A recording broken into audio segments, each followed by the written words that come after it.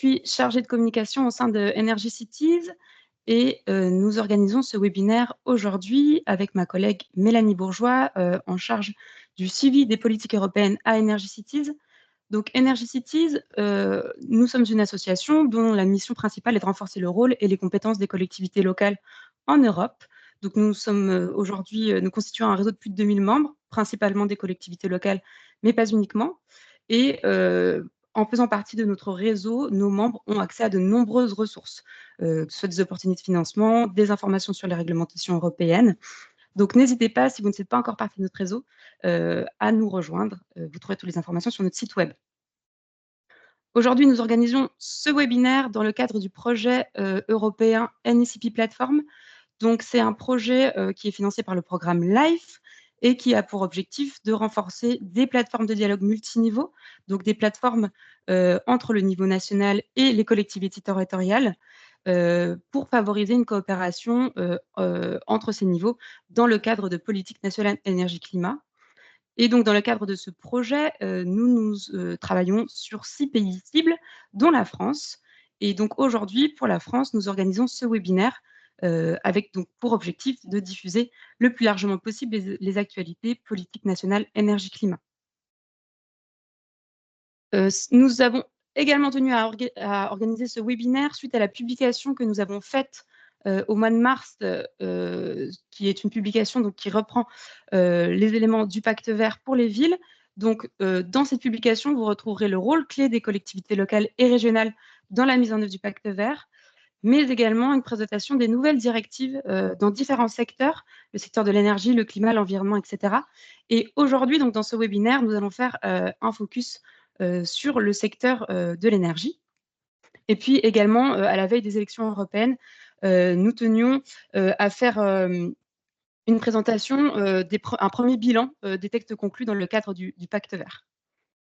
Donc, ce webinaire se composera en 2 parties. Une première partie sur la décarbonation du bâti et l'économie d'énergie, où nous allons avoir donc une présentation des nouvelles directives européennes, avant de pouvoir voir ce qu'il en est en France.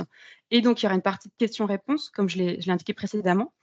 Et la seconde partie, qui sera donc la partie dédiée à la production des énergies renouvelables, avec de nouveau une présentation des directives européennes et ensuite un entretien avec Intercommunauté de France et la REC pour avoir de nouveau le pendant en France. Et également, vous pourrez poser vos questions à ce moment-là. Je vous propose donc maintenant de rentrer dans le vif du sujet et de passer à cette première partie qui est donc sur la décarbonation du bâti et l'économie d'énergie. Et je vais donc laisser la parole à ma collègue Mélanie Bourgeois pour qu'elle puisse nous présenter les nouvelles directives européennes. Oui, merci Valentine. Alors, juste pour que je reprenne bien le contrôle des slides, voilà. Donc, sur la première partie, on va parler principalement des directives efficacité énergétique et performance énergétique des bâtiments, ainsi que du paquet gaz. Donc, ce qu'on va avoir dans cette présentation, on ne voit plus la présentation, Valentine. Pardon. On va avoir un extrait de ce qui concerne les collectivités locales dans le Green Deal. Donc, l'ensemble de ces textes que j'ai mentionnés ont été adoptés et maintenant, les États membres ont 2 ans pour transposer ce texte en droit national. Donc, avant que ça vous concerne directement dans les collectivités, il y a 2 ans au maximum pour que les États membres puissent traduire dans le droit national. Je pense que Oui, je suis vraiment désolée. En fait, comme tu as pris la main sur la présentation, je vois que ma souris ne répond plus. Ah, je te rends la Voilà. main. Oui. Alors, hop. Je suis vraiment navrée. Elle doit être juste là. Voilà, je pense que c'est Super. bon. Ouais, merci. Pardon. Ok, et donc sur la slide suivante sur le chauffage, on va commencer d'abord par le chauffage et le refroidissement. Donc sur la slide d'avant, s'il te plaît, Valentine. merci. Euh, donc, je vais commencer par expliquer sur le chauffage et le refroidissement et après, on ira plus sur les questions de rénovation et d'efficacité énergétique. Donc, on a dans le Green Deal une nouvelle définition du réseau de chaleur urbain efficace qui dépend du pourcentage de renouvelables, de chaleur fatale, de cogénération et de combinaison de ces différents types de chaleur avec différents seuils entre 2027 et 2050. C'est ce qu'on peut voir sur cette infographie qu'ont fait nos partenaires EuroHeat and Power. Et on a plusieurs seuils par date, notamment en 2045.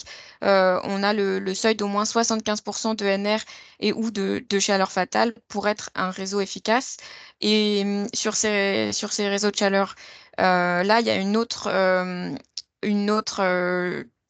chose qu'on peut noter dans ces textes, c'est que pour tout nouveau réseau de chaleur ou réseau de chaleur qui sera rénové, ils seront considérés efficaces seulement s'il n'y a pas d'énergie fossile, hormis le gaz naturel jusqu'en 2030. Donc il y a une exception pour le gaz naturel jusqu'en 2030.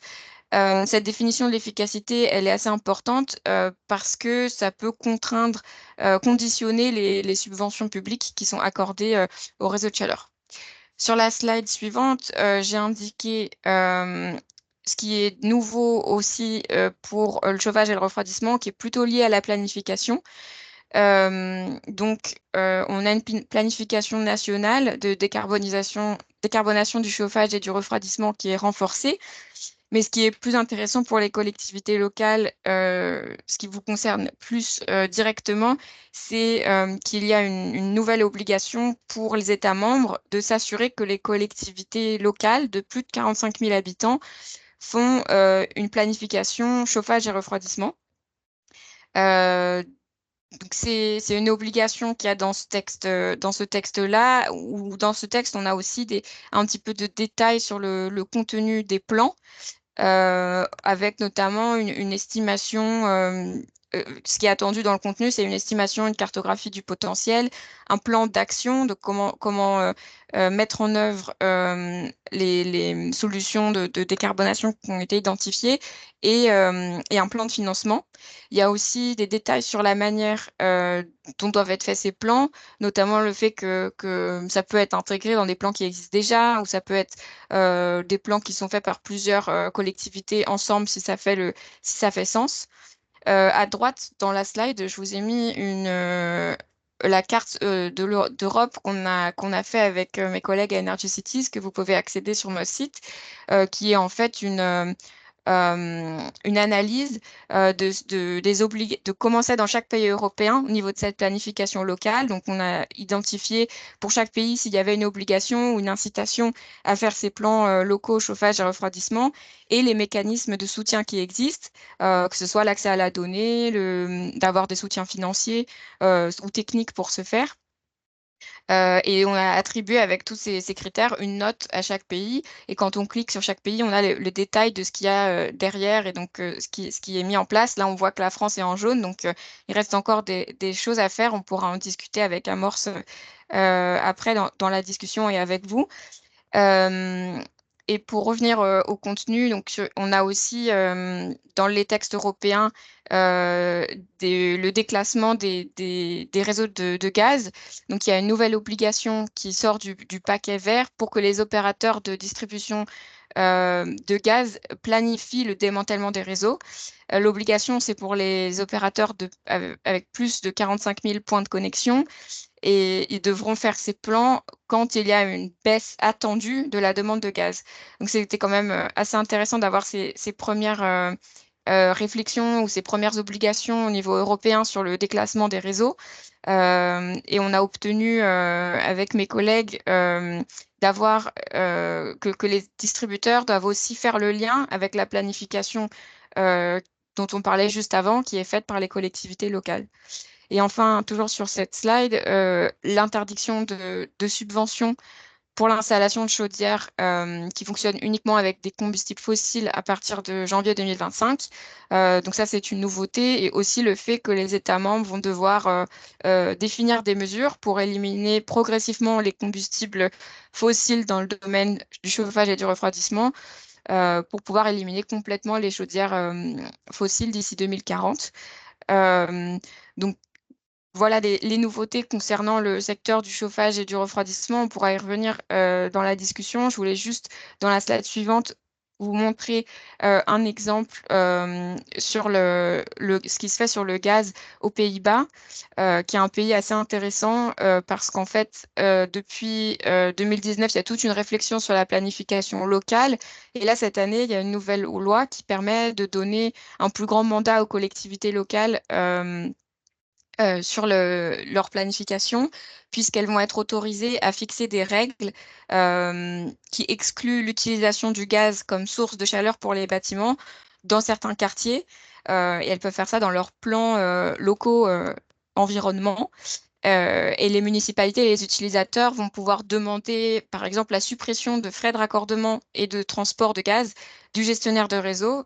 Cette demande, elle peut être faite seulement quand la collectivité locale prévoit dans son plan une alternative au gaz, par exemple, un réseau de chaleur urbain.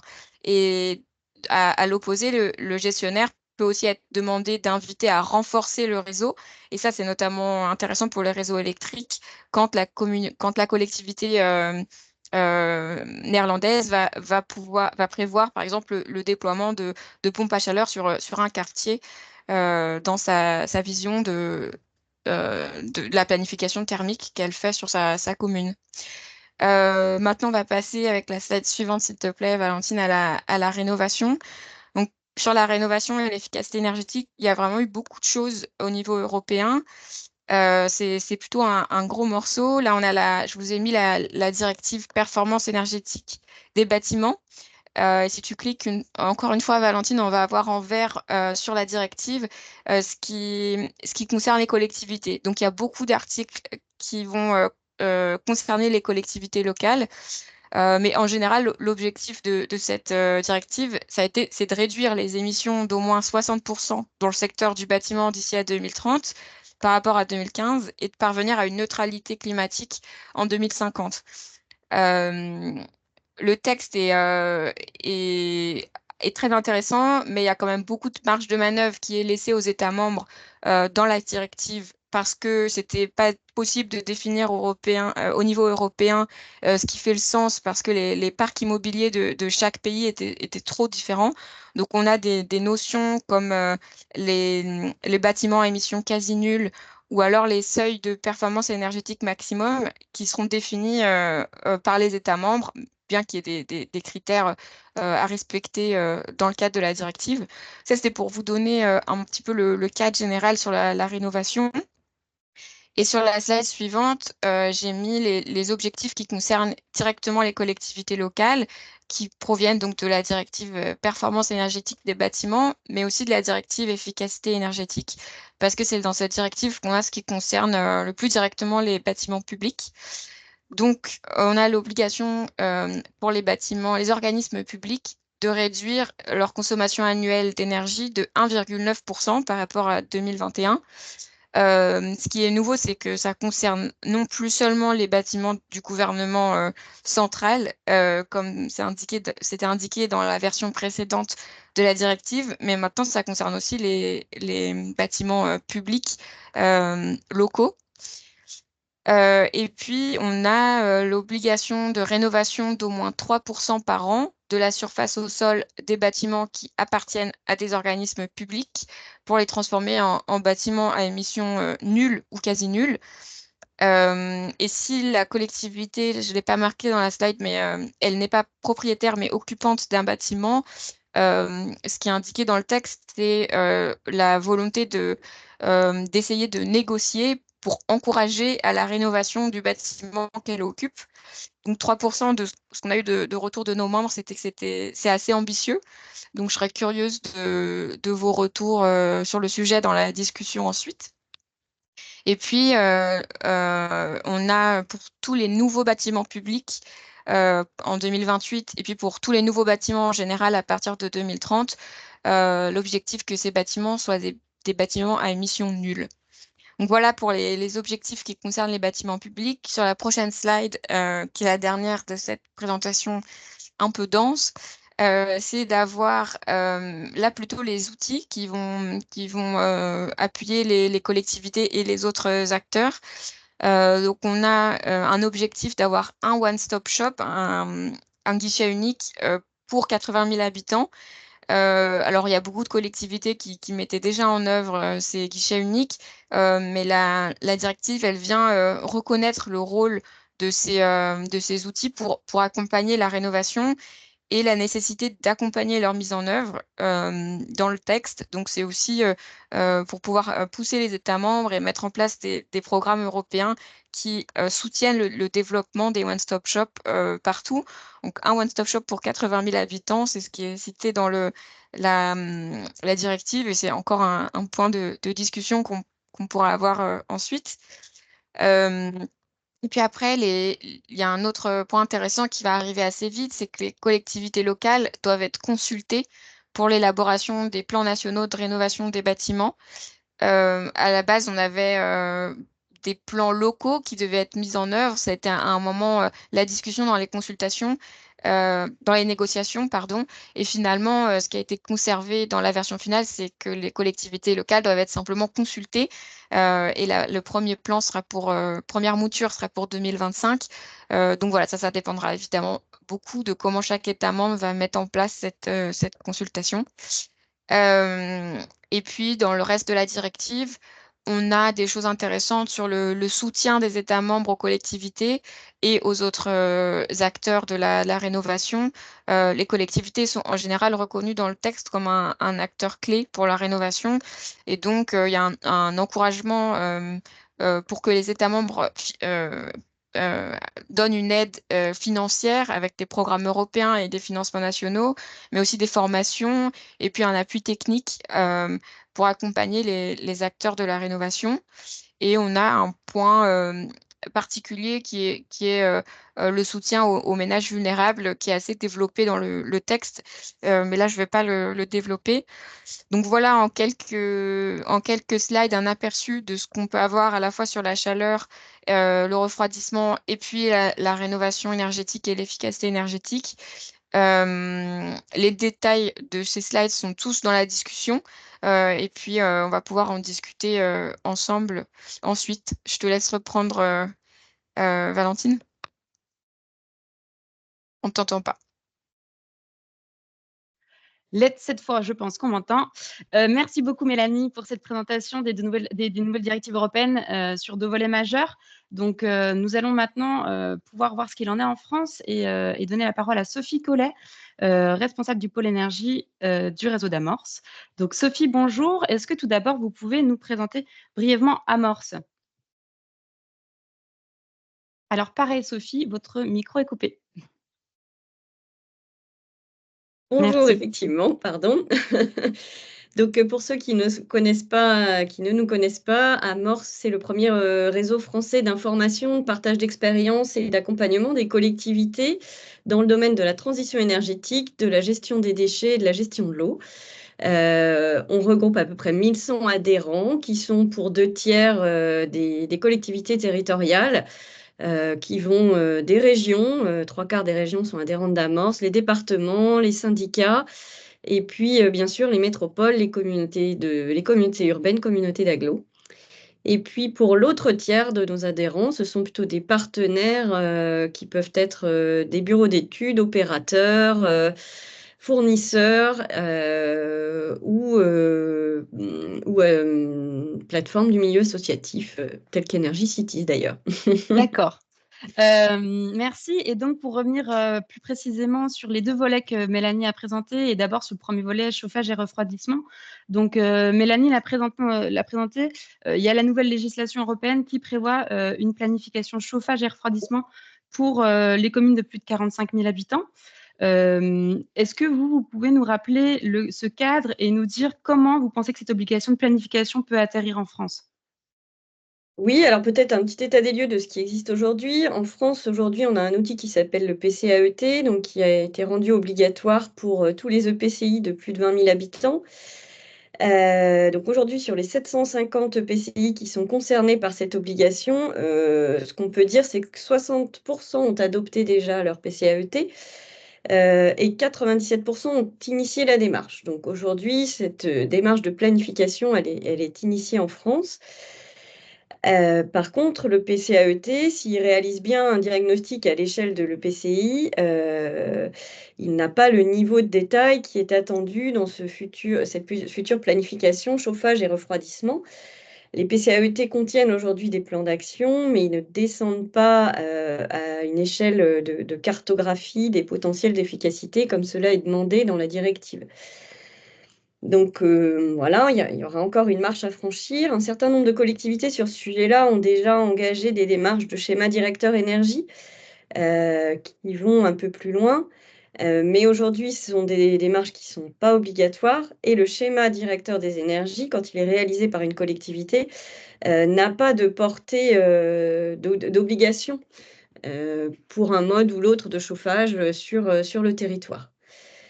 Voilà, ce qui existe par contre aujourd'hui, on a un premier outil qui aiguille sur les modes de chauffage sur le territoire, c'est l'outil des classements de réseau. Donc c'est depuis que ce classement des réseaux est rentré en vigueur, donc en juillet 2022, pour tous les réseaux de chaleur a été défini un périmètre de développement prioritaire et l'ensemble des bâtiments qui sont situés dans le périmètre de développement prioritaire ont l'obligation de se raccorder au réseau de chaleur urbain.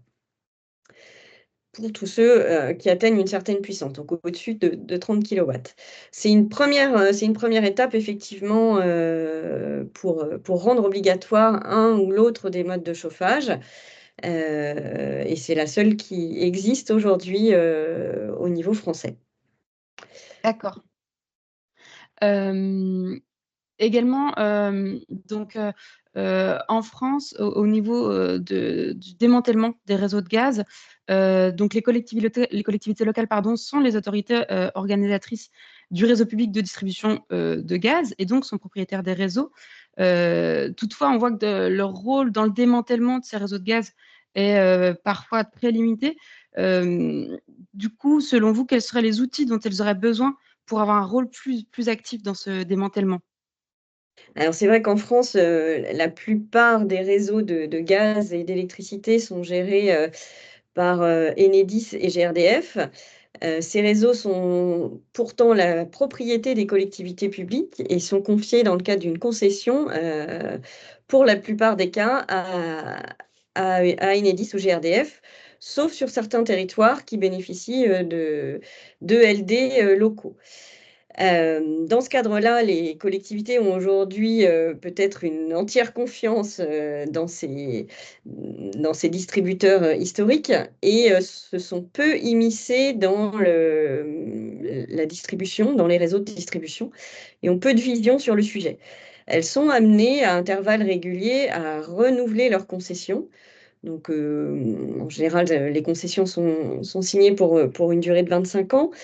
C'est souvent l'occasion, au moment où on renouvelle la concession, de se poser quelques questions et d'essayer d'initier un débat avec le GRD.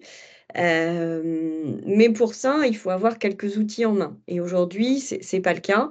Elles ont assez peu de vision. Nous, c'est quelque chose chez Amorce qu'on a bien identifié, sur lequel on souhaiterait pouvoir accompagner un peu mieux les collectivités. Puisqu'aujourd'hui, on a un contexte qui évolue grandement, notamment sur les réseaux de gaz, qui évolue pour 2 raisons. Si on suit la planification et notamment ce qui a été projeté dans la SFEC au niveau français, on sait que les volumes de gaz qui vont transiter dans les réseaux vont largement diminuer dans les années à venir, à l'échelon 2030-2035. Avec des quantités qui vont être amenées à être divisées pratiquement par 2. Et par ailleurs, par contre, on a des quantités de production de biogaz qui vont, elles, être amenées à augmenter fortement. Or, cette production de biogaz, elle se fait dans des territoires plutôt ruraux en général, qui sont donc aujourd'hui pas forcément desservis par les réseaux. Donc, on a d'une part des territoires qui sont aujourd'hui pas desservis par les réseaux, mais dans lesquels il faudrait amener le réseau pour pouvoir aller chercher les productions de biogaz, et des territoires urbains qui, eux, sont plutôt bien irrigués par les réseaux de gaz, mais dans lesquels les quantités qui transitent vont fortement diminuer. Et du coup, se pose la question de faut-il maintenir l'ensemble des réseaux, surtout pour une raison économique, parce que maintenir l'ensemble des réseaux, ça a un coût. On a aujourd'hui un tarif de distribution qui est en forte augmentation, notamment une forte augmentation qui va être appliquée au 1er juillet. Si on ne veut pas que ces tarifs-là flambent, il va effectivement falloir se poser la question de la pertinence du maintien de l'ensemble des réseaux. Donc, dans ce cadre-là, nous, on lance là une étude en coopération avec le Fonds européen pour le climat. Une étude qu'on va réaliser sur 3 territoires tests, un territoire plutôt rural, un territoire périurbain et un territoire urbain, sur lequel justement on va imaginer plusieurs scénarios. Le scénario de conservation business as usual, voilà, comme aujourd'hui. Et puis un autre scénario qui collerait à la prospective de la SFEC, mais pour lequel on n'envisagerait pas de démanteler les réseaux, simplement de ne plus réinvestir. Et enfin, un 3e réseau, toujours qui colle avec les objectifs de la SFEC, mais là où on se dit que peut-être dans certains territoires, on va abandonner les réseaux de gaz. Et donc, on fera sur ces 3 territoires une étude sur l'impact physique et spatial de ces projections, et puis l'impact économique.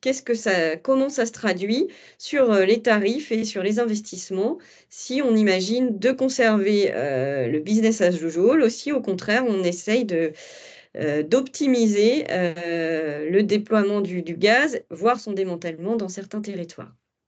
D'accord, Voilà. ok. C'est une étude qui prendra fin normalement en fin de l'année 2024 et qu'on rendra publique pour essayer d'amener quelques premiers éléments au débat pour les collectivités.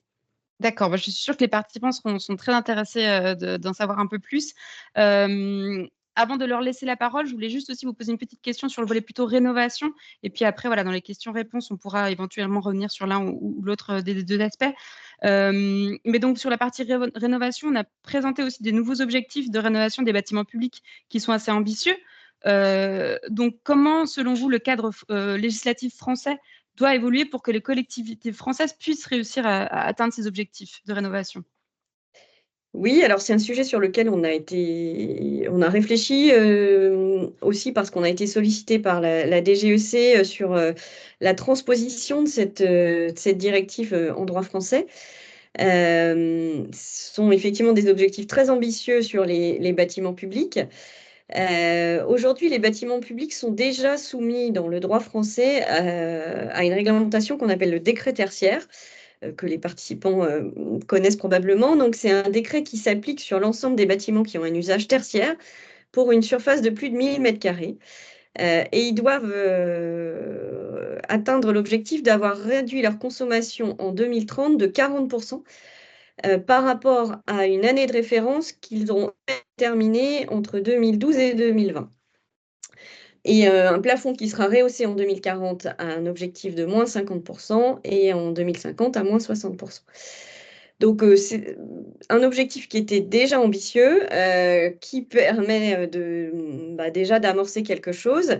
La directive européenne va un peu plus loin puisqu'elle s'applique aux bâtiments de plus de 250 m², alors que le décret tertiaire, c'est plus de 1000 m².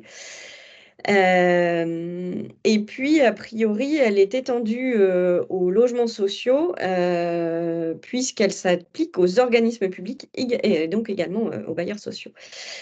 Voilà. Aujourd'hui, par rapport au décret tertiaire, l'État a mis en place un outil de suivi au travers d'une plateforme numérique, Opérate, sur laquelle les collectivités doivent déposer les consommations de leurs bâtiments déjà soumis au décret tertiaire. Donc nous, ce qu'on a défendu, c'est le fait que il n'y ait pas de nouveaux outils qui soient développés, mais plutôt qu'on utilise l'outil déjà en place pour faire le suivi de ces nouvelles obligations dans le cadre de la transposition de la directive européenne. Voilà, ça c'est en termes pratiques. Et puis après, l'obligation de rénovation de 3% des surfaces. On a défendu le fait qu'il faudrait que cette obligation soit mutualisée au moins à l'échelle des EPCI, parce que 3% des surfaces à l'échelle d'une petite commune qui a peut-être une école et une mairie, ça ne voudra pas dire grand-chose. Donc, il faut effectivement penser cette obligation à un échelon un peu plus large. Voilà ce que je peux te dire dans un premier temps. Merci beaucoup pour ces premiers éléments. Je propose maintenant justement de laisser la parole aux participants pour qu'ils puissent poser leurs questions et faire part de leurs réactions. Donc à Mélanie et à Sophie, nous avons à peu près entre 10 et 15 minutes selon les questions. Donc voilà, si vous avez des questions dans l'auditoire, n'hésitez pas à vous manifester et à poser vos questions directement.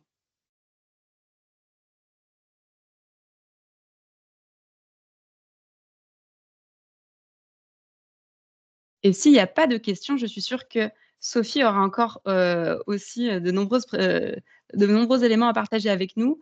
Mais voilà, on voulait vraiment laisser l'opportunité à chacun de pouvoir réagir, témoigner éventuellement de ce qui se passe aussi chez vous, dans vos collectivités, des difficultés auxquelles vous faites face ou au contraire des ressources que vous avez identifiées. Mais alors, oui, nous avons une première question. Sébastien Hainaut, je vous en prie. Bon, donc, moi, Sébastien Hérault de la communauté de communes Cœur de Savoie. J'avais une question pour Sophie Collet par rapport à la façon dont ça pourrait se transposer sur l'obligation de rénovation énergétique des bâtiments avec la réduction de consommation. J'entends dans votre propos que déjà le décret tertiaire serait élargi aux bâtiments de plus de 250 mètres carrés au lieu des 1000 mètres carrés. La question, c'est est-ce que c'est une obligation qui se traduit de manière globale sur un ensemble d'un parc? Par exemple, la communauté de communes possède 55 bâtiments, donc réduire de 1,9% quand on a 55 bâtiments, ça peut se défendre ou ça peut suivre. Ou est-ce que c'est plutôt, comme c'est le cas aujourd'hui pour le décret tertiaire, à l'échelle d'un bâtiment, bâtiment par bâtiment, auquel cas il y aura un suivi sur chacun des bâtiments supérieurs à 250 mètres carrés? Alors, c'est pas encore défini aujourd'hui, puisqu'il s'agit bien effectivement d'une directive européenne qui est en cours de transposition. Donc, rien n'est écrit de manière définitive dans le droit français. Mais par contre, cette obligation de diminution des consommations, elle couvre plus large que la consommation uniquement des bâtiments. Elle va couvrir également les consommations d'éclairage public, par exemple. Donc, on peut imaginer qu'elle va se décliner à l'échelle de la commune ou de l'EPCI et pas du bâtiment en particulier, comme ça pouvait être le cas effectivement du décret tertiaire, qui effectivement, lequel décret tertiaire permet de toute façon quand même de mutualiser au sein d'un même patrimoine les objectifs de réduction de consommation. Merci Sophie pour cette réponse. Y a-t-il d'autres commentaires, d'autres questions pour Sophie ou Mélanie?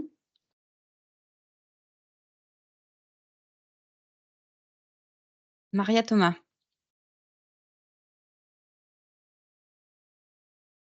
Alors, on ne vous entend pas. Oui, bonjour, je travaille pour la communauté d'agglomération du Pays de Fontainebleau et tout à l'heure nous avons évoqué les aides des États membres vers les collectivités territoriales pour mettre en œuvre justement ces plans d'action pour la rénovation et l'efficacité énergétique. On a évoqué des aides financières, de formation, d'ingénierie, suivant plusieurs articles du pacte vert européen. Est-ce que vous pourriez détailler un petit peu plus ces modalités-là, notamment les aspects financiers, parce que l'ensemble des demandes du décret tertiaire, mais également du plan du pacte vert européen, sont très onéreuses en termes de coûts pour des collectivités périurbaines, c'est le cas de notre intercommunalité. Donc voilà, je serais intéressée d'avoir un peu plus d'informations sur ces possibilités. J'ai connaissance, bien sûr, du fonds vert actuellement encore mis en œuvre en 2024 par en France, en fait. Quid pour l'année 2025 et les années suivantes de ce fonds vert? Et voilà, y aura-t-il d'autres appels à projets spécifiques ouverts par l'État, justement, pour dynamiser l'action des collectivités territoriales vers la transition énergétique? Merci pour la question. Je peux commencer simplement. Donc, ce qu'il y a dans le cadre européen, c'est d'encourager les États à proposer ce soutien financier et technique aux collectivités. Il n'y a pas de détails encore de ce qui va être fait par chaque État membre parce que ça sera à eux de le définir. Après, dans le cadre européen, il y a quelques programmes qui peuvent être mentionnés. Il y a notamment le Fonds social pour le climat, qui est un mécanisme, en fait, c'est un plan que chaque État membre va devoir proposer à la Commission. Et dans ce plan-là, il y a des mesures qui concernent la rénovation notamment, et on espère que les collectivités vont pouvoir en bénéficier. Encore une fois, c'est toujours en question. Donc, au niveau européen, il y a un encouragement pour que les États membres le fassent, mais ils ne peuvent pas directement dire à chaque État membre comment le faire. Après, peut-être que Sophie a déjà des réponses de ce qui existe déjà ou les discussions qu'il y a actuellement en France. Mais moi, c'est tout ce que je peux dire sur le cadre européen. Oui, alors pour compléter un peu, donc effectivement sur le fonds social, il est mis en fait il est associé à la mise en place à la mise en place des quotas carbone, à la réglementation EU-ETS. Et donc effectivement, une partie des bénéfices dégagés par la mise en place de cette réglementation devrait pouvoir être reversés sur des travaux d'économie d'énergie, notamment en direction des ménages en précarité énergétique. Mais à ma connaissance, il n'y a pas de transposition encore claire sur le sujet pour l'État français. Voilà. Après, donc, sur qu'est-ce que veut faire comment l'État français envisage de financer la transition écologique, on n'a effectivement pas de visibilité au-delà d'un an. Comme vous l'avez dit, aujourd'hui, le fonds vert existe, mais on ne sait pas comment il sera abondé l'année prochaine.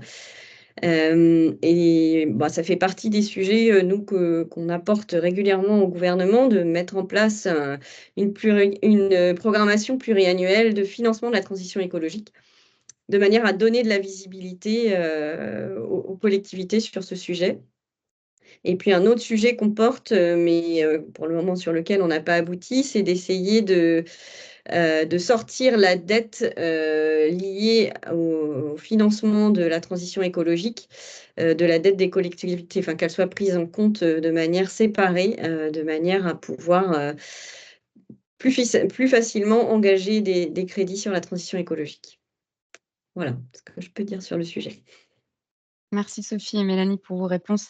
S'il y a encore une question, je pense qu'on peut encore prendre une petite question. Mais si tout est clair pour vous, nous pouvons aussi passer à la suite. Si toutefois vous avez d'autres questions qui vous viennent au cours des discussions, vous pouvez aussi les poser dans la conversation et on pourra prendre un temps pour revenir vers vous sur ces sujets-là par email sans doute après ce webinaire. Donc, je ne pense pas qu'il y ait de nouvelles questions, sinon je pense que vous vous seriez manifesté. Donc, merci beaucoup Sophie pour votre intervention. Et puis, on va pouvoir maintenant passer à la seconde partie. Donc, je vais repartager mon écran en espérant que cette fois-ci, tout soit bon pour vous.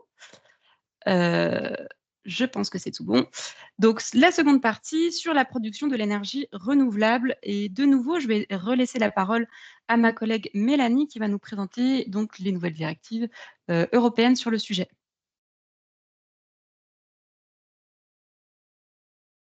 Merci Valentine. Alors sur cette partie-là,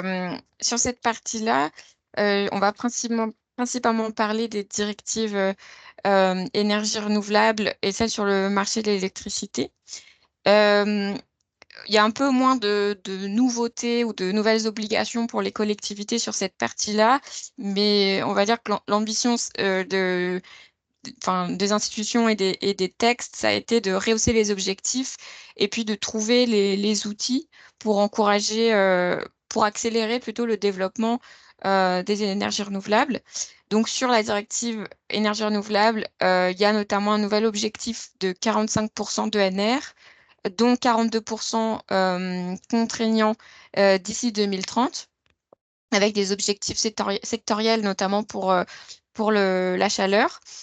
Euh, donc là, la nouveauté, c'est qu'on a quand même un objectif qui est rehaussé. Ensuite, il y avait dans le texte européen une nouvelle partie sur les zones d'accélération et sur les permis qui a été rajoutée au moment de la crise des prix de l'énergie et de la guerre en Ukraine, où on a eu une seconde partie des textes qui s'appelle Repower EU qui a été rajoutée. Et dans ces éléments-là, il y avait notamment ces zones d'accélération avec les États membres qui doivent, une obligation pour les États membres de définir des zones d'accélération avant février 2026, en coordination avec le niveau local et régional. Et la Commission européenne est en train de préparer et de publier des documents pour guider les États membres sur comment faire. Là, pour le coup, la France était assez en avance et a un petit peu devancé, au moins sur la méthode, pour savoir comment mettre en œuvre ces zones d'accélération en demandant aux communes de le faire.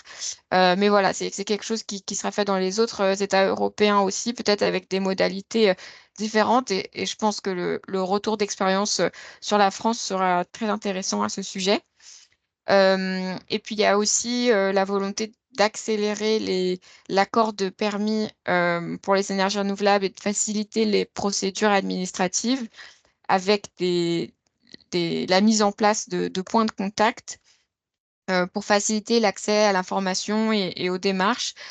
Et puis la volonté de simplifier les permis avec des délais maximum pour chaque type de technologie, donc qui sont indiqués dans la directive en fonction des différents types d'énergie solaire, éolien, etc. On a des délais en fait qui sont proposés comme des délais qui pourraient être les délais maximum, tout en reconnaissant que pour ce faire, on a évidemment besoin de simplifier les procédures et d'avoir plus de personnel qui s'occupe de ces permis dans les administrations qui s'occupent de les délivrer.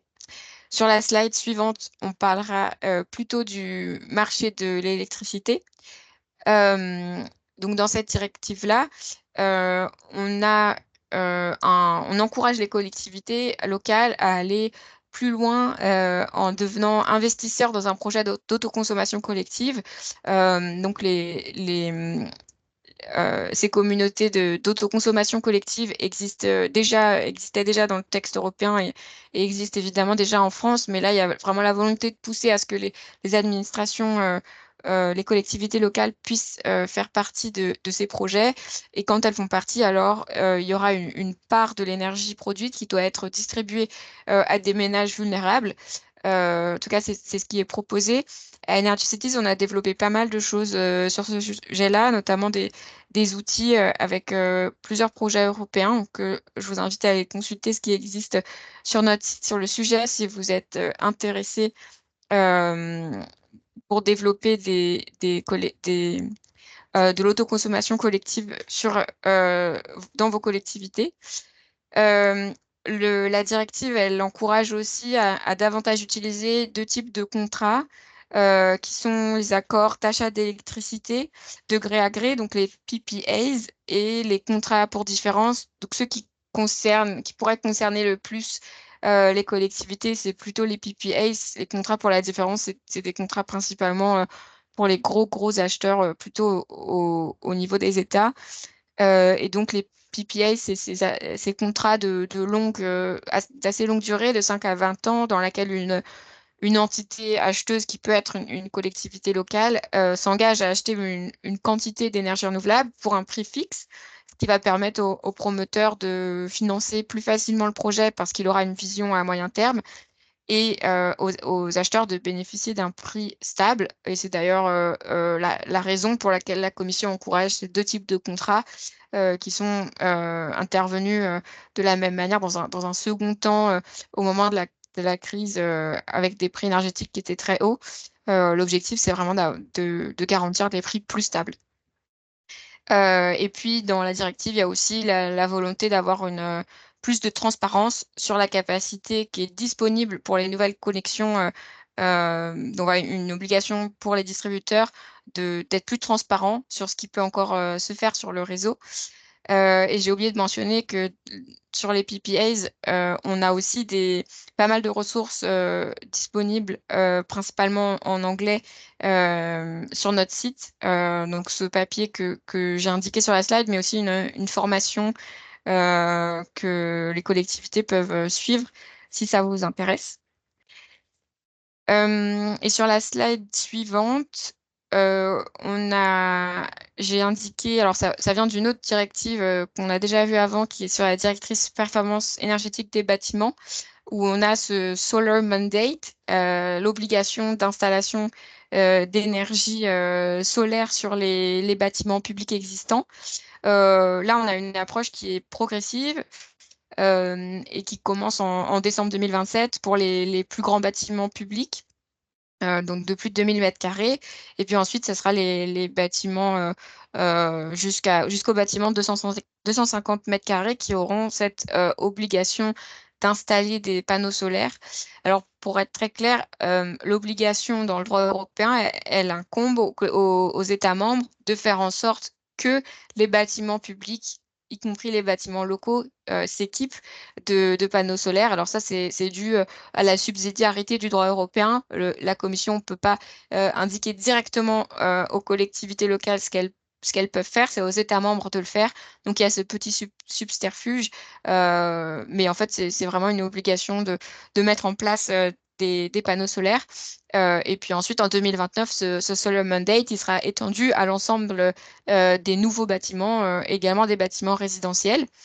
Alors, dans la directive, il y a la mention que cette obligation doit de se faire que si c'est faisable économiquement et techniquement, ce qui permettra d'avoir quelques exceptions pour les bâtiments où vraiment c'est pas faisable. Donc, il y a toujours cette porte de sortie. Et on verra ensuite comment c'est traduit dans le droit français, encore une fois, dans les 2 prochaines années, pour voir comment ça impacte directement les collectivités françaises. Donc, cette partie sur la production d'énergie renouvelable était un petit peu plus courte.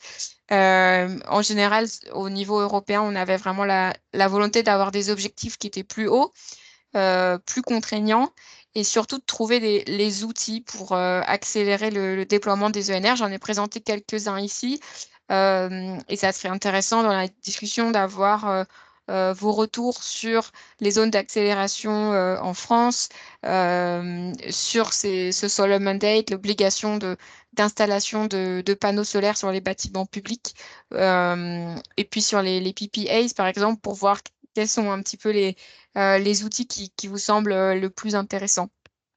Voilà pour moi. Merci beaucoup, Mélanie. Alors, effectivement, pour avoir une vision maintenant de ce qui se passe en France, on a le plaisir d'avoir avec nous aujourd'hui Oriane Séville d'Intercommunalité de France, et nous accueillons dans un second temps Dounia Yassine de la REC d'Île-de-France pour voir ce qui se passe plus précisément dans une région. Donc, je pense que Oriane est là. Oui, hop. J'arrête mon partage, comme ça, je peux vous donner la parole. Eh ben, Oriane, bonjour, merci d'être avec nous. En quelques mots, est-ce que vous pouvez nous présenter brièvement donc Intercommunalité de France et puis ses activités envers les collectivités pour accompagner dans la production des énergies renouvelables? Bonjour à tous, je représente en effet Intercommunalités de France. C'est la fédération des intercommunalités. On réunit 1 millier d'intercommunalités environ, dans l'Hexagone et outre-mer, pour les accompagner par des publications, différentes ressources, des événements également. Identifier, suivre le mouvement intercommunal et notre 3e mission, c'est, porter la voix des intercommunalités auprès des pouvoirs publics nationaux et en partie régionaux également. La thématique de l'énergie, la production énergétique, c'est quelque chose que l'on suit en effet depuis quelques années. On voit qu'elle monte beaucoup en puissance. Tous les ans, on publie un état des lieux des plans climat, air, énergie territoriaux. Il y a quelque temps, on avait également un cycle de webinaires sur, la production énergétique locale et on anime également un groupe d'échange sur la planification énergétique qui nous permet d'identifier des retours d'expérience, des difficultés communes et de pouvoir partager un certain nombre de pistes d'action sur ces thématiques. D'accord, merci pour ces éléments de contexte. Pour revenir sur la présentation de Mélanie, donc elle a présenté le cadre réglementaire européen, mais en France, bien sûr, le cadre de la planification énergétique locale a évolué récemment. Est-ce que vous pouvez nous présenter où en sont les collectivités, aujourd'hui?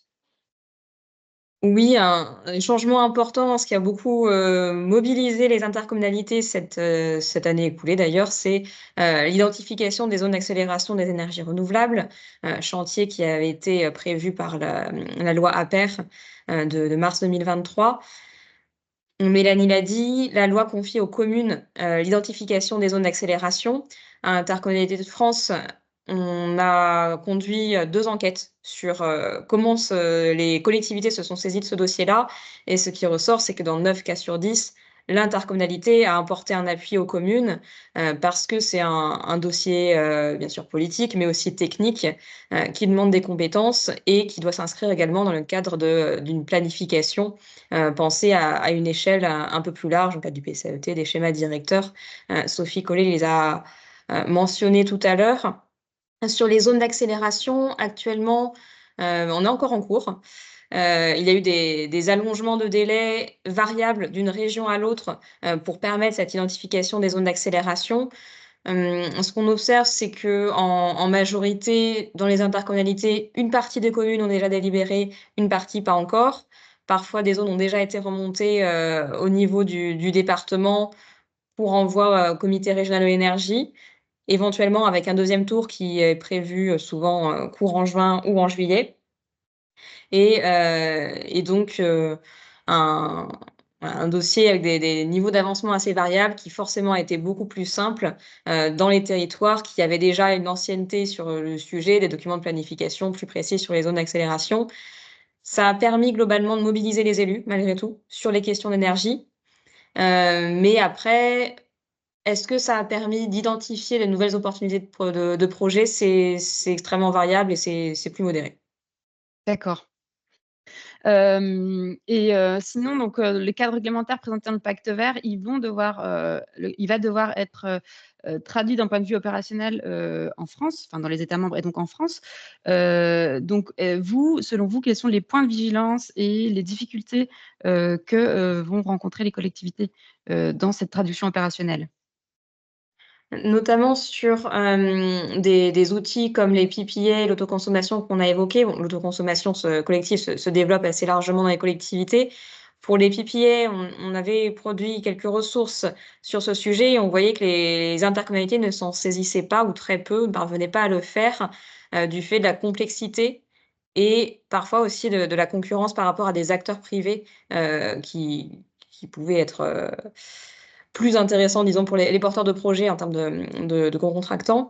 Donc on voit sur un certain nombre d'outils des complexités et un besoin d'ingénierie, à renforcer dans les collectivités, ingénierie technique de projet, également ingénierie financière dans un certain nombre de cas. Et l'autre, point de vigilance ou attente que je pourrais partager, c'est que, donc on voit un engagement de plus en plus marqué de la part des collectivités locales pour la planification, pour la production énergétique, y compris en investissant directement. Mais, il y a un besoin, extrêmement clair d'orientation nationale, heu plus précises, disons, en matière de programmation, de planification énergétique. Un certain nombre de chantiers sont en cours là-dessus, sur le niveau national, au niveau régional, mais ce n'est pas suffisant pour donner des perspectives aux collectivités. D'accord, donc on comprend bien qu'il y a de nombreuses embûches. Est-ce qu'il y a aussi des ressources existantes sur lesquelles les collectivités peuvent s'appuyer pour accélérer le développement des ENR? Il existe de nombreuses ressources, plus techniques au niveau national et un accompagnement qui est proposé par un certain nombre de structures dont l'ADEME ou structures partenaires.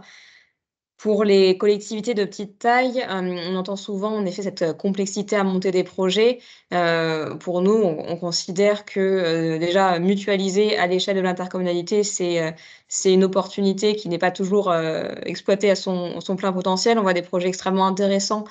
Par exemple, des groupements de commandes, pour, l'étude du potentiel solaire sur des toitures, bâtiments communaux et intercommunaux, qui d'ailleurs ont pu déboucher sur des régies portées par des intercommunalités et donc qui vont être au bénéfice des communes également. Donc, cette échelle de mutualisation qu'on observe déjà beaucoup pour la rénovation énergétique des bâtiments publics fait également complètement sens, pour la production énergétique locale et la planification énergétique. D'accord, merci beaucoup. Je propose qu'on invite aussi à nous rejoindre Dounia de l'AREC d'Île-de-France qui va pouvoir du coup nous donner aussi des exemples concrets de comment ça se passe en Île-de-France. Donc Dounia, bonjour. Est-ce que vous pouvez aussi nous présenter l'AREC et puis puisqu'on a évoqué là donc des ressources avec Oriane précédemment, est-ce que vous pouvez aussi nous donner des exemples concrets de ressources que vous avez su mobiliser sur votre territoire? Oui, merci. Bonjour à tous. Donc oui, pour vous présenter un petit peu l'AREC, on est l'Agence régionale de énergie climat d'Île-de-France. On a été instauré en 2018 par la région Île-de-France et donc on est le département énergie de l'Institut Paris Région, qui est en fait l'agence d'urbanisme et d'environnement en Île-de-France. Donc il y en a dans d'autres régions, donc il y a le pendant qui existe. Nous, on est vraiment sur le territoire francilien. Et notre rôle à l'AREC, c'est vraiment de venir accompagner les collectivités, les acteurs du territoire pour faciliter et accélérer la transition énergétique et puis l'adaptation au changement climatique. Donc on est une équipe de 13 personnes à peu près. Chacun est sur un sujet particulier. Donc on traite des énergies renouvelables. On a un chargé d'études par filière à peu près. La rénovation énergétique du bâtiment, l'adaptation au changement climatique et l'atténuation, et la sobriété énergétique notamment, entre autres thématiques, pour faire simple. Et donc, on a plusieurs missions principales. À la fois, on produit de la donnée et des connaissances. On contribue à l'élaboration des politiques publiques. Donc, notamment, on accompagne la région et l'État dans l'élaboration du schéma régional climat, air, énergie, qui est l'équivalent des SRADET dans les autres régions. En Île-de-France, c'est un peu différent, mais c'est la même chose. Et on accompagne aussi les collectivités locales, donc dans l'élaboration des PCAET, des schémas directeurs d'énergie, ce genre de démarches locales. Et notamment dans ce cadre-là, on anime l'Observatoire francilien de l'énergie et des gaz à effet de serre qui s'appelle le ROSE. Donc voilà, c'est vraiment un outil d'accompagnement pour les collectivités en Île-de-France. Et pour la deuxième question, donc au sujet des outils en Île-de-France, en effet, un des outils dont on dispose sur cette thématique, c'est notamment l'outil qui s'appelle les générateurs. C'est en fait un dispositif qui est au départ national, qui a été lancé par l'ADEME nationale, et qui se décline dans différentes régions. L'Île-de-France y a répondu donc en 2023, et c'est l'AREC donc, qui coordonne le dispositif. Dans le consortium, on est 11 partenaires, donc il y a des ALEC, ce sont les agences locales de l'énergie et du climat. Donc c'est un peu le pendant, mais local de l'AREC qui est régional, avec un côté plus opérationnel et une connaissance plus fine des territoires et des particularités locales. Il y a aussi des syndicats d'énergie et énergie partagée Île-de-France, donc pour tout le volet projet citoyen qu'il peut y avoir. L'objectif de ce dispositif, c'est d'accompagner et de faciliter l'émergence de projets solaires et éoliens au sein des collectivités, donc pour leur permettre de monter en compétence sur ces sujets qu'elles ne maîtrisent pas forcément et permettre d'enclencher des dynamiques territoriales et de voir des projets émerger, voilà, créer un engouement pour que les projets se fassent de plus en plus. Donc, comme j'ai dit, le réseau est constitué de 11 structures membres, donc c'est un réseau de conseillers à travers ces structures. pour proposer donc un conseil qui soit à la fois neutre et objectif. C'est vraiment le positionnement du dispositif, d'apporter vraiment un niveau d'information neutre à toutes les étapes un peu des projets en phase amont, donc de la phase de sensibilisation, information, jusqu'au début de la phase de développement. Ensuite, on passe la main aux acteurs plus techniques, les bureaux d'études, etc., pour les études techniques de faisabilité, etc. Voilà pour le dispositif. D'accord, super. Et donc, est-ce que vous aviez des exemples concrets aussi à nous présenter voilà, de projets que vous avez pu mener, vous, en Île-de-France, qui peut-être pourraient inspirer d'autres territoires français? Des projets d'installation? Oui. Oui, on peut citer 2 projets. Donc, il y a notamment un projet qui rentre dans le cadre des sujets qui ont été évoqués juste avant. On a un projet de grande ferme solaire qui a vu le jour en Essonne, à Étrechy, et qui est justement un projet en PPA, donc dont l'énergie est revendue directement par un contrat d'achat. Ce projet, il a démarré en 2018. Donc, à Étrechy, c'est la communauté de communes entre Juines et Renardes, en Essonne, qui a répondu à un appel à projet d'abord du département pour la requalification des friches industrielles. Donc, il y a eu un cofinancement du département pour l'acquisition du site. Ensuite, il y a toute une étude de potentiel technico-économique qui a été réalisée et donc qui a confirmé l'intérêt d'une centrale solaire. Toutes les études d'impact ont suivi ensuite pour confirmer l'intérêt. Et puis voilà, il y a un certain nombre de dispositions qui ont été prises. La surface a été revue pour intégrer des contraintes et préserver des espaces. Et donc, le montage s'est fait ensuite. C'est un contrat d'achat d'électricité qui a été signé sur 20 ans avec le réseau de froid de la ville de Paris. Donc, c'est le réseau de fraîcheur de Paris, ça s'appelle, qui rachète l'électricité qui est produite par cette centrale solaire. Donc, comme ça passe par un PPA, c'est hors mécanisme de soutien financier des appels d'offres de la CRE. Et donc, le projet, il a pu bénéficier d'une subvention de la région Île-de-France pour se mettre en place, puisque du coup, c'est compatible, mais ce n'est pas compatible dans le cadre des appels d'offres de la CRE. Et voilà, le projet a mis à peu près 1 an à sortir de terre entre le début des travaux à l'automne 2022 et la mise en service en juin 2023. On a un autre projet peut-être dont on peut parler pour donner un peu 2 exemples différents. Un projet plutôt à l'échelle d'une collectivité, du coup, sur le patrimoine de la ville de Clamart, qui a équipé une de ses écoles maternelles de panneaux solaires sur le toit. Et en fait, c'est un projet qui s'est fait dans le cadre de la rénovation de la toiture. Donc, la collectivité a sollicité le CIPEREC, qui est un des syndicats d'énergie les plus importants de la région Île-de-France. Et donc, il y a toute une étude qui a été menée et la toiture a donc été rénovée. Et ensuite, plus de 500 panneaux ont été installés. Ça fait une puissance de 230 kW à peu près. Et donc, à peu près sur une toiture de 2000 m² au total, ça fait environ 1000 m² de la surface qui est couverte de panneaux. Voilà, il y a énormément de contraintes sur une toiture plate, les aérations, voilà, tout ça. Donc, c'est un bon ratio. Et donc, ça produit environ 200 MWh par an. C'est la production attendue. L'installation va juste être mise en service. Et voilà. Super, merci beaucoup pour ces exemples concrets et avec des modèles très différents. Et aussi, donc pour évoquer peut-être aussi ce qui vous manquerait aujourd'hui pour accélérer la production d'énergie renouvelable en Île-de-France, qu'est-ce que vous pourriez citer et présenter comme limite? Comme limite, ce qu'on constate, nous, en échangeant pas mal avec les territoires et les différents acteurs locaux, que ce soit les collectivités ou autres, c'est qu'il y a vraiment un besoin d'accompagnement des différentes cibles, vraiment en amont. C'est notamment le point de départ de la création du dispositif des générateurs dont j'ai parlé. Il y a vraiment un besoin d'ingénierie en amont et de connaissances et de compréhension des enjeux. Et on se rend compte aussi qu'il y a peut-être certaines cibles qui sont moins bien renseignées, moins bien accompagnées que d'autres, notamment les copropriétés ou les très petites entreprises, les TPE, PME, qui ne savent pas forcément vers qui s'orienter, qui ont peu de moyens, qui ont beaucoup de choses à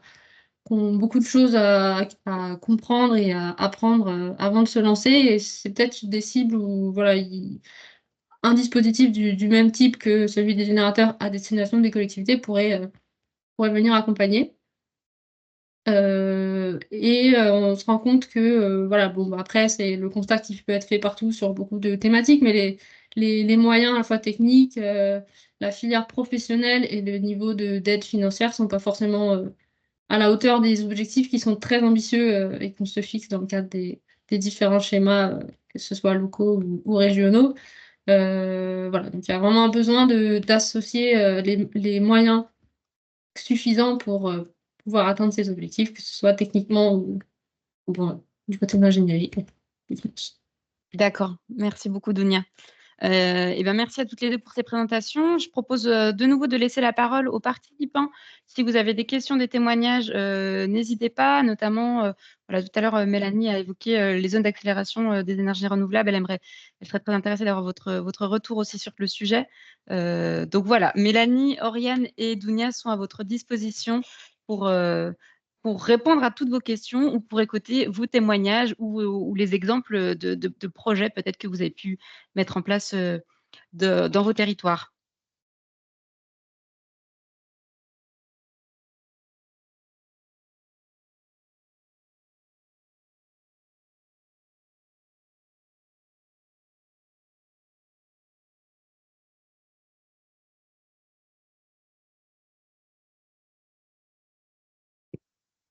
Sébastien Hérault, de nouveau, je vous en prie. Je veux toujours bien me dévouer si personne veut prendre la parole. Non, je voulais simplement apporter un témoignage en complément et en parfaite cohérence avec ce que a dit Oriane sur la partie intercommunalité de France, sur les zones d'accélération. Moi, j'étais ce début de semaine à la conférence régionale départementale organisée par le préfet sur les ENR. On faisait le bilan des zones d'accélération. Donc, je peux vous donner des chiffres pour la Savoie, même si la Savoie, c'est pas toute la France et c'est même pas d'ailleurs complètement la France. Donc, à ce jour, on a quand même 20% des communes qui ont délibéré sur les zones d'accélération. Alors, le préfet s'en félicitait, on peut effectivement s'en féliciter.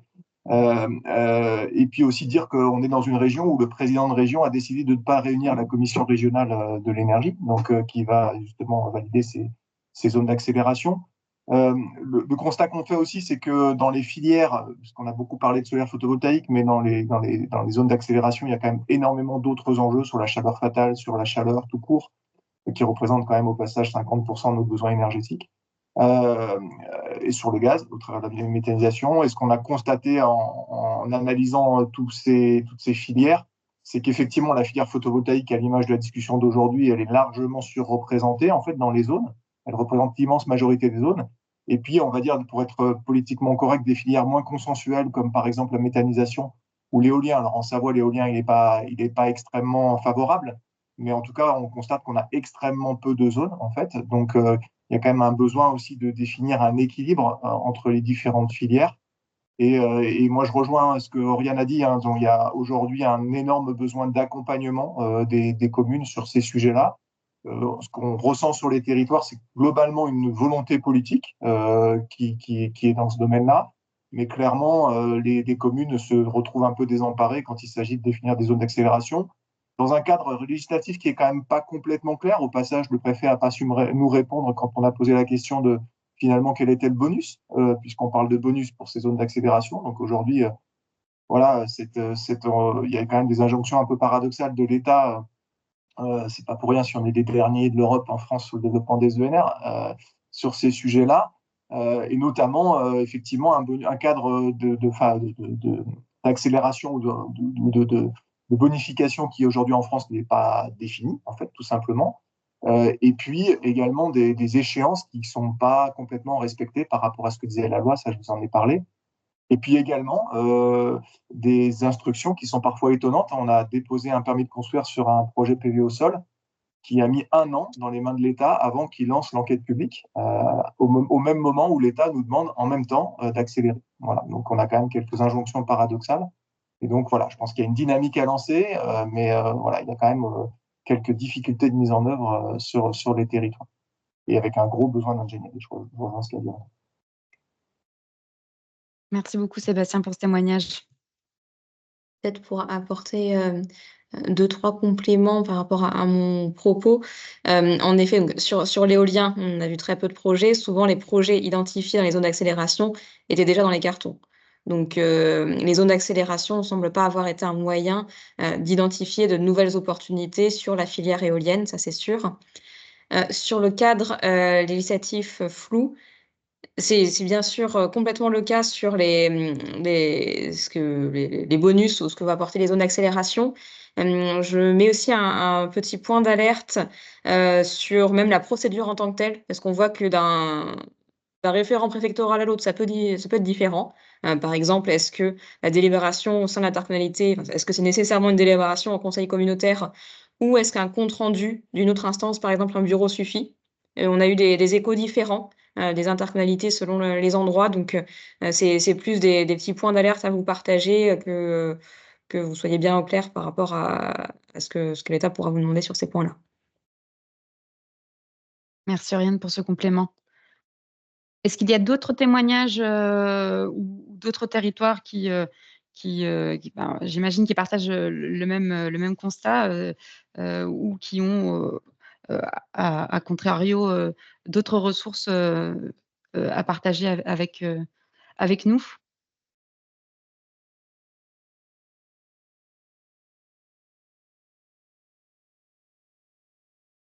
Oui, en tout cas, je remercie les participants aussi pour leurs commentaires dans le chat.